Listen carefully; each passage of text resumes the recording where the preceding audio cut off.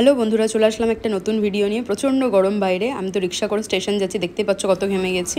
আমি চলে এসেছি নরেন্দ্রপুর স্টেশন। এখান থেকে আমি যাচ্ছি হচ্ছে নিউ গড়িয়া, সেখান থেকে মেট্রো ধরে আমি দমদম যাব, কারণ আমার একটা কাজ আছে, তাই আমি সকাল সকাল বেরিয়ে গেছি। 7:30 মতো বাজে আমি এই দমদমে চলে এসেছি। দমদমের কাজটা শেষ করে নিয়ে তারপরে তোমাদেরকে আমি বলছি যে অ্যাকচুয়াল এত সকাল সকাল কেন আমি বেরিয়েছি।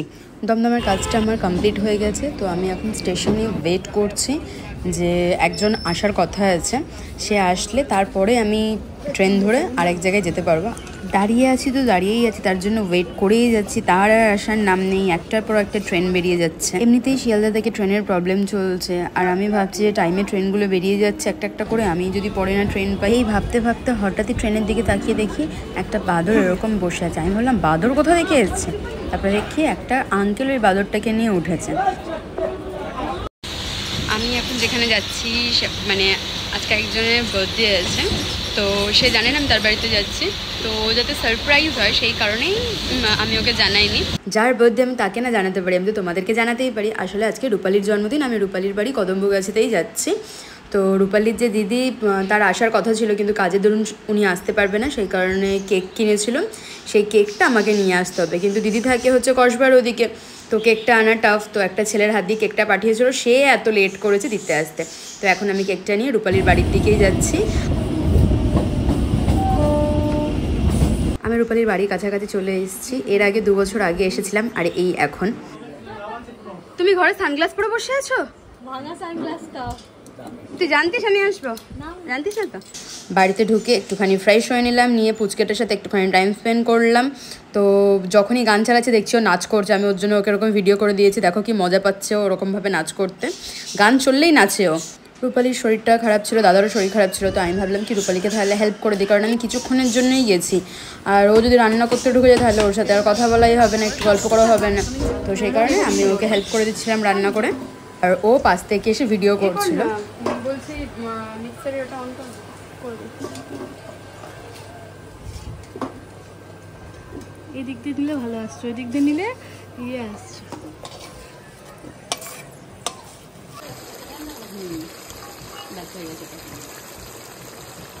খাবি কি? না খাবি না তো? তাহলে আমি জল দিয়ে দিই। হ্যাঁ, এই দেখ আমি খেয়েছি, আর খাবো না।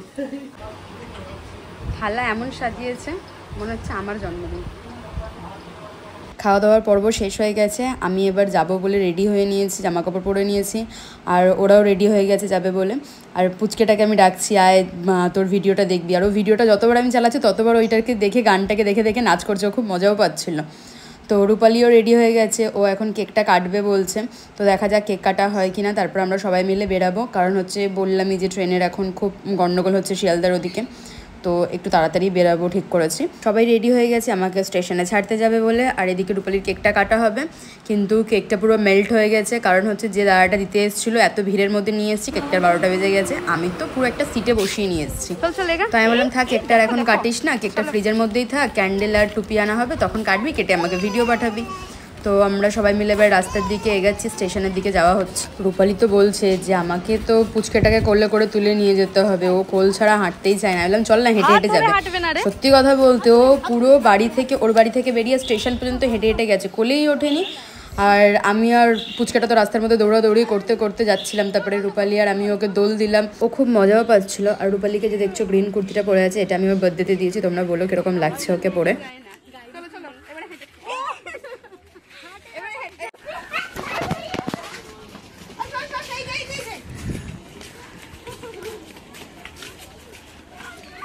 দৌড়াচ্ছে তোর পিছনে। এই পিঙ্কি না, টিকিট কাটবে তো, টিকিট কাটবি তো, চ। ও কারো হাত ধরে হাঁটবে না, কিন্তু আমার হাত ধরে একটুখানি হেঁটেছে। আর তারপরে আমি দৌড়াচ্ছি, ও আমার পেছনে পেছনে তির করে দৌড়াচ্ছে। আমি তারপরে দেখলাম যে না, হাঁপিয়ে যাবে বেচারা, ওকে বারবার মানা করছে, শুনবে না, আবার দৌড়াচ্ছে।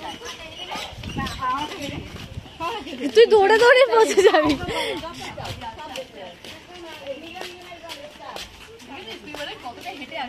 হ্যাঁ জানে মা আছে, বুঝলি। চলে আসলাম স্টেশনের সামনেটায়, আর আসতেই দেখি কি সুন্দর লাগছে সানসেটটা। তো ওই সানসেটটা দেখতে দেখতে আমরা স্টেশনের ওপরে উঠে গেলাম। আসো আসো আসো, যাবো ওখানে, দৌড়ো দৌড়ো দৌড়ো দৌড়ো দৌড়ো দৌড়ো দৌড়ো, এইখানে এখানে, হ্যাঁ এখানে নামো নামো নামো, আসতে।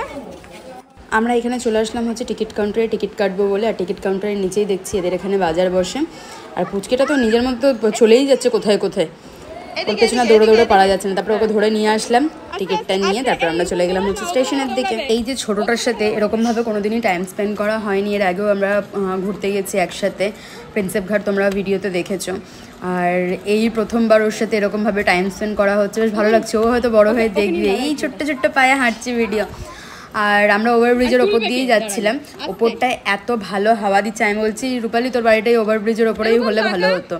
তো এই করতে করতে দেখছি দাদা ওদিক দিয়ে চলে এসছে। আমরা ওভারব্রিজটার উপরে দাঁড়িয়ে কিছু ফটো তুলে নিলাম। তারপর পেছন ঘুরে তাকিয়ে দেখছি কি রেইনবো দেখা যাচ্ছে একদম হালকা সাইডে। তোমরা হয়তো ক্যামেরায় বুঝতে পারছো না, কিন্তু দেখা যাচ্ছিলো। আর ওটা দেখতে বেশ ভালো লাগছিলো। তারপর আমি চারিপাশটা তোমাদেরকে দেখিয়ে দিচ্ছি। এবারে আমরা আরেকটু এগিয়ে যাব, কারণ আমি তো যাব উল্টো দিকের প্ল্যাটফর্মটায়, তো ক্রস করি ব্রিজটা, তারপরে তো দিকটাতেই এগাবো। ব্রিজটা ক্রস করা হলো না, আমরা ব্রিজের ওপরে দাঁড়িয়ে দাঁড়িয়ে আড্ডা মারছিলাম, কারণ ট্রেন 25 মিনিট লেট ছিল। তো রূপালি বললো নিচে গেলে গরম লাগবে, ওপরে খুব ভালো হাওয়া দিচ্ছে, তো ওপরেই দাঁড়িয়ে দাঁড়িয়ে আমরা গল্প করি। তো আমরা ওপরেই দাঁড়িয়ে দাঁড়িয়ে গল্প করছিলাম। তো কিছুক্ষণের মধ্যেই দেখলাম যে রেনবোটা আরও দেখা যাচ্ছে কিছুটা।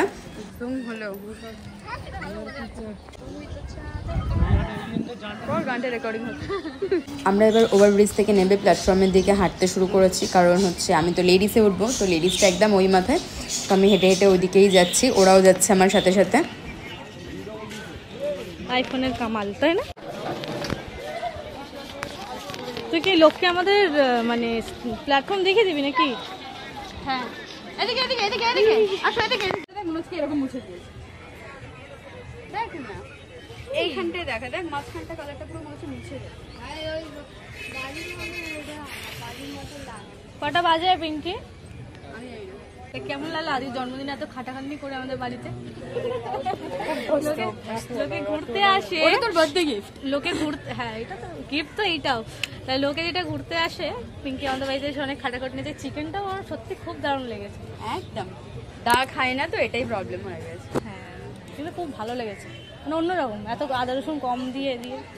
ট্রেন চলে এসছে, এবারে আমাকে বাড়ি যেতে হবে, কারণ অনেকটাই লেট হয়ে গেছে। জানি না আবার কবে ওদের সাথে দেখা হবে, আর তোমাদের সাথে তো দেখা হতেই থাকবে ভিডিওর দরুন। তো যারা আমার চ্যানেলে নতুন তারা প্লিজ সাবস্ক্রাইব করে দিয়ে আমার পাশে থেকো। আর যারা আমার চ্যানেলে আগে থেকেই আছো তারা একটা লাইক, কমেন্ট অ্যান্ড শেয়ার করে দিও ভিডিওটা। তোমাদের যদি ভিডিওটা ভালো লেগে থাকে তাহলে আমার পাশে এইভাবেই থেকো।